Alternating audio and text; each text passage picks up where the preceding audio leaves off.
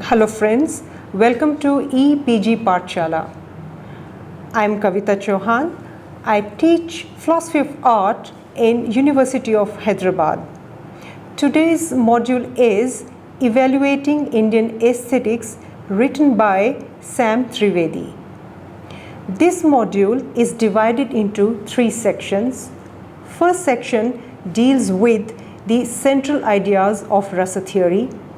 Second section deals with the criticism of rasa theory, and third section deals with the relevance of rasa theory in the present day. The Natya Shastra is an ancient text ascribed to Bharat. This module aims to better understand rasa theory as put forward in the Natya Shastra. Rasa theory is originally focused on drama, and other art forms like music, dance are only the assisting art forms of drama. So rasa theory is applicable majorly to the dramatic art, not to the other art forms, but over the time focus has extended to dance, sculpture, architecture and music. However, claims of rasa cannot be extended to cover topics outside arts like beauty in nature. Bharat distinguishes ordinary life emotions and dramatic emotions. Ordinary life emotions are known as bhavs, whereas dramatic life emotions are known as rasa. When we lived emotions, then we are in a state of bhav. Those are called as bhav, and when we enjoy these emotions in dramatic enactment, those are known as rasas. The word rasa has many meanings, some of which include juice, essence, sentiment and objects of taste. There are 41 psychological states, of which 8 are durable, while the other 33 are transient, even if complementary. The durable psychological states include rati, love, has, amusement, shok, compassion, krodh, anger, utsaha, energy, bhaya, fear, jugupsa, disgust and vismaya, astonishment. These states, when presented in a play, develops aesthetic emotions or the 8 rasas recognized in drama. These 8 rasas include shringar, erotic love, and hasya, laughter, karun, grief, rodra, fury, veer, heroic spirit, bhyanak, fear, bibhats, revulsion and adbhut, wonder. So according to these 8 sthai bhavs, there are 8 rasas, and these 8 rasas, out of these 8 rasas, 4 erotic love, fury, heroic spirit and revulsion are considered original. The other 4 arise out of them. There is a distinction in these psychological states, and these psychological states can be understood in 4 ways. The first refers to determinate or external stimulus, vibhav, of this psychological state. For example, in the case of erotic love, the external stimulus might be a season or a flower. The second entails the consequent, anubhavs, or the immediate and involuntary reaction to stimulus. For instance, this might involve glancing coyly and mouthing sweet words. The third refers to deliberate or conscious reaction, that is Vicki Chari bhav. In the case of erotic love, this might include many of the 33 transient complementary states such as languor or suspicion or jealousy. The fourth entails the total effect of the durable psychological states known as sthai bhavs. Out of these 4 different levels of psychological states, the result is known as rasa. What in Bharat's terminologies, or the definition of Bharat is vibhav, anubhav, vibhichari bhav, sanyogat, ras, nishpatti. While all four come together to make up the relevant rasa, the fourth component dominate the other three. The sthai bhavs dominate the other vibhavs, anubhavs and vibhichari bhavs. In Natya Shastra, Bharat keeps on giving analogy of food to describe the nature of rasa. Rasa is understood to emerge from the combination of psychological states. Comparisons are made with the taste of food, which is a result of combining various condiments and ingredients. For example, a particular dish like dal is made of a particular dal, for example, moong dal. So moong dal is like these sthai bhavs, and different ingredients which are used to make dal, like onion, garlic, ginger, they give taste, are like vibhichari bhavs. But when we eat dal, we taste the cooked and ready dish. We don't look into different parts or different ingredients which give taste. So rasa experience is similarly a wholesome experience, not depending on different psychological states like vibhavs, anubhavs or vibhichari bhavs. It's the combination of all these different bhavs. Moreover, the Natya Shastra claims, like well-disposed people who can taste and enjoy food cooked with many kinds of condiments, the cultured person can experience and relish. So what is more important for an experience, that one should be an expert to relish the taste of a particular art, or in the example of a particular dish. It's not that anybody can have the taste of particular dish. One needs to be connoisseur or rasika to take the experience of a particular art form. Cultured persons, as in Bharat's definition, are described as having many traits, some of which include open-mindedness, knowledge of the arts, honesty, expert at detecting faults and appreciating merits, etc. So people, those who can have these various interests in different areas, only can have aesthetic experience. Now, what is the role of audience in aesthetic experience? While actors portray various psychological states when performing, what is experienced by the cultured person is not the same as what is represented. What the rasik or a cultured person experiences is an aesthetic emotion that is generalized form, and that transcends particularities of character, situation, place or time, that is associated with the psychological state represented. In other words, the experiencer universalizes what is represented by the actors. What is interesting part of rasa theory is that rasa experience is the outcome of a composite art, but an appreciator is not merely enjoying one's own emotions or emotions represented by drama, rather these are universalized emotions, and universalized emotions in the sense that they don't belong either to the actors or characters or to the spectators, they are in universal form. So rasa does not solely reside in the work alone, nor does it only exist in the cultured person. The artwork is said to control or determine rather than cause the response of the receiver. This implies that the aesthetic content is both intersubjective and interpersonal. What we have learned from this enumeration of rasa theory, that rasa is the outcome of the combination of different bhavs, And these different bhavs are like determinants, consequence, and transitory mental states. And these different bhavs represent the permanent moods or sthai bhavs.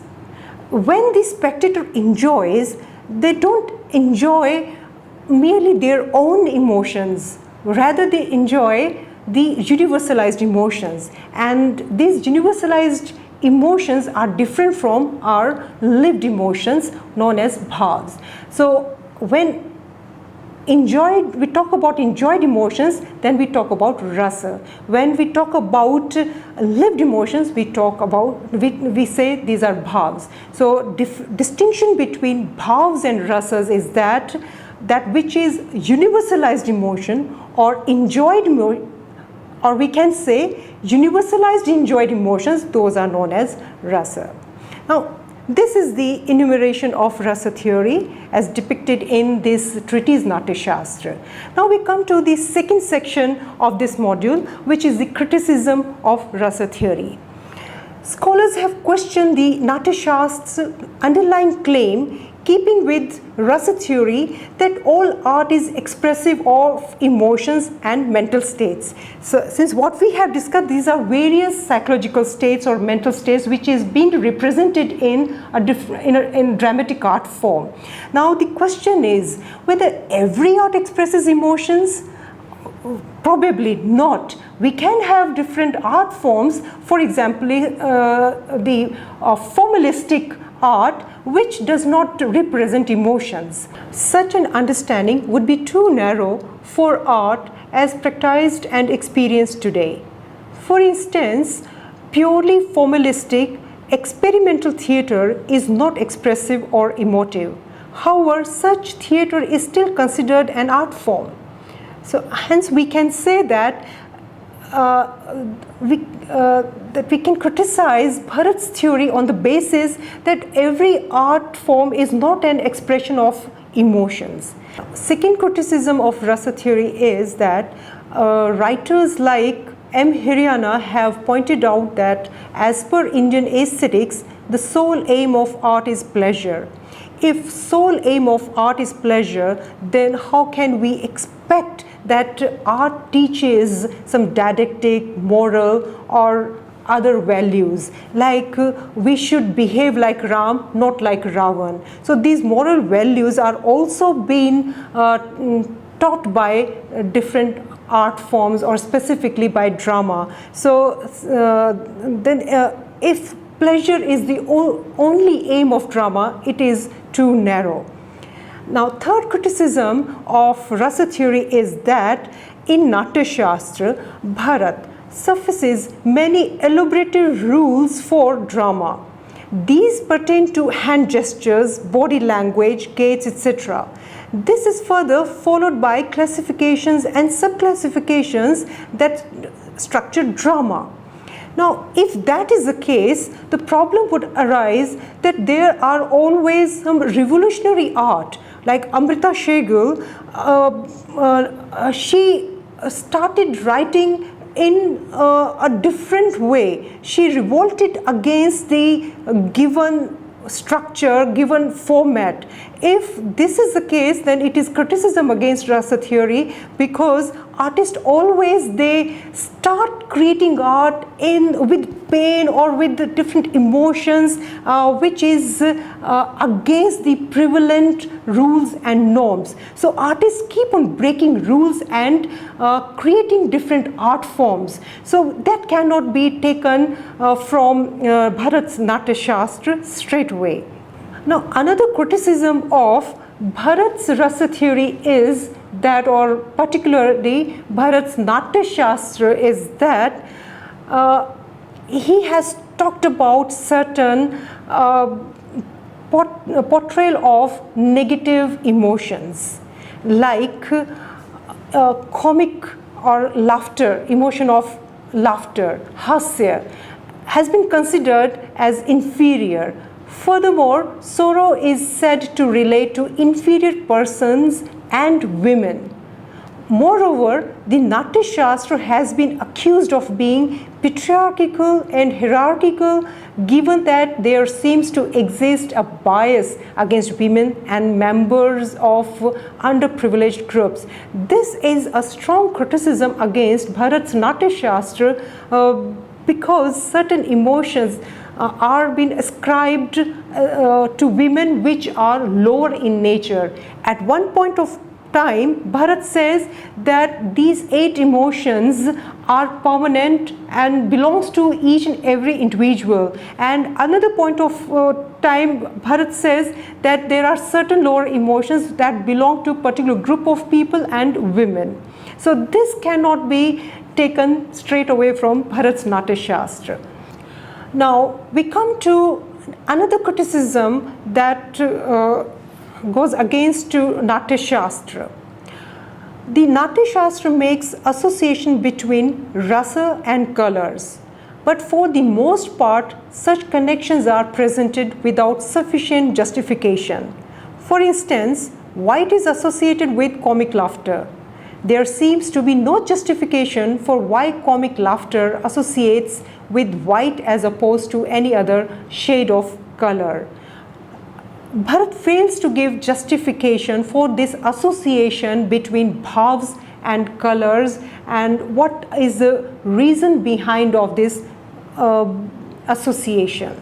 Whether colors play a very important role in the enactment of different bhavs, whether it is the decoration of stage or the costumes of the actors or the something related to characters that's not been given. Similarly, the 7 different musical notes on a scale are associated with rasas in the context of recitation or songs using stringed instruments. It is not clear why such an association has been proposed. So association with colors, association with musical notes is not been clear why Bharat has used. So we have seen that these are the various criticisms of rasa theory. Now we can say that rasa theory cannot be accepted as it is in the present day, since there are certain flaws in Bharat's Natya Shastra. But it is a very influencing treatise, and rasa theory has played a very important role in Indian aesthetics. So, but how to accept it in the present day? Now let's see how the what are these things in rasa theory which can be implemented to different art forms, as we have different art form in the present day.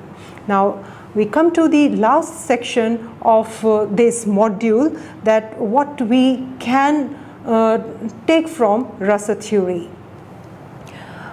Rasa's greatest insight states that a play is not fully realized until experienced appropriately by a competent audience.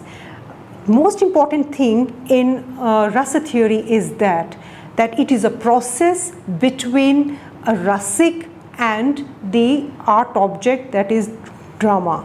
So in order to appreciate a drama, one should be a competent person or rasik.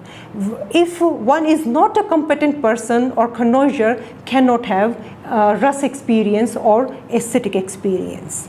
Or the another insight of rasa theory is that the success of a performance is determined by the extent to which cultured audiences relish its dominant and subordinate rasas. However, this does not mean that the audience only enjoys or tastes rasa when aroused by a certain psychological state. According to Vicki Chari, mental states such need not to be evoked or produced in readers or spectators. Rather, artistic works are the present emotional situations, so that the said situation imagined in its fullest detail so as to be recognized as an instantiation of a particular emotion. Another thing what is important about rasa theory is that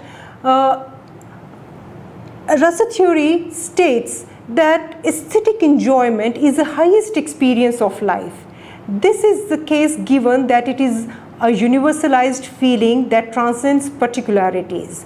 The most important aspect of Rasa theory is why we enjoy an enactment, because that is the universalized enactment. Those are the universalized emotions. If they have been, the particular emotions would not have been enjoyed. So universalization is the most important aspect of Rasa theory. A cultured person is said to lose herself in the artwork, whereas she loses her sense of self-consciousness so as to be filled with rasa. However, this need not have religious connotations, where the empirical self is transcended so as to be identical with Brahman. Instead, what is transcended is the particularities of the emotion theoretically presented. As Lewis Rowell notes, Ras is an awareness that rises above the circumstances which awakened it. Another important aspect of Rasa theory is that, or aesthetic experience is, when a spectator or person goes to a theater and watches a movie, she loses herself. What is the meaning of loses herself? That she is unaware of her surroundings and she finds complete identification with the representation. And this complete identification is known as, in terms of transcendence, that she transcends her surroundings. But this transcendence is not in the metaphysical sense. It should not be confused with the religious transcendence. This is a unique transcendentalism in the sense that one negates her space and time, because she is not, when appreciating an art object, she is not her present time and space, she is in the objects of representations time and space, and we cannot locate that representations time and space anywhere. That's why it is known as transcendental experience. So we can say that it is Brahmanand Sahodar. It is similar to spiritual experience. It is not spiritual experience in itself. And lastly, according to Chari, Rasa theory puts the alleged opposition between thought and emotion into question. So in this module, we have seen that aesthetic experience or Rasa experience is unique in itself, though there are various questions which we pose to Rasa theory, but one thing is very clear: it is unique in itself, as it is distinct from lived or ordinary experience, and it is also distinct from spiritual experience. What we can say that it is similar to spiritual experience because of its unique nature. And with these words, I conclude this module. Thank you.